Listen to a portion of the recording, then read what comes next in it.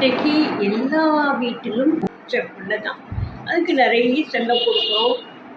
கல்யாணம் ஆகுற வரைக்கும் அந்த பிள்ளைங்களுக்கு எதுவுமே தெரியாமல் பொத்தி பொத்தி பாதுகாக்கிறோம். என் பிள்ளை தோல்வியே அடையக்கூடாது அப்படின்னு சொல்லி அந்த பிள்ளை என்ன கேட்டாலும் வாங்கி கொடுக்க தயாராக இருக்கிறோம். ஆனால் திருமணம் அப்படின்னு வந்துட்ட பிறகு அவங்க மட்டும் சேர்ந்து பேசி முடிவெடுக்கிற விஷயம் இல்லையே.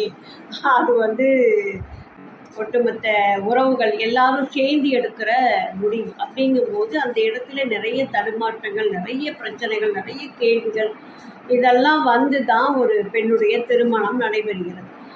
இந்த பெண் அந்த வீட்டில் எப்படி வாழணும் அப்படிங்கிறத கற்றுக் கொடுக்க இந்த பெற்றோர்கள் பெரும்பாலும் மறந்து விடுகிறார்கள். அந்த பொண்ணுக்கும் அந்த வீட்டில் போயிட்டு எப்படி அனுசரித்து வாழறது அப்படிங்கிறது தெரியல. அதே மாதிரி அந்த பிள்ளைகளுக்கும் எப்படி தன்னுடைய மனைவி தன்னை நம்பி வந்தவளை எப்படி பாதுகாக்கிறது, தன்னுடைய இத்தனை கால பலத்தை நம்மளுடைய அம்மா அப்பாவை நம்ம எப்படி காப்பாற்றுறது அப்படிங்கிற விஷயமும் அந்த பிள்ளைங்களுக்கும் தெரியாமல் இரண்டுக்கும் நடுவில் நிறைய போராட்டங்கள்.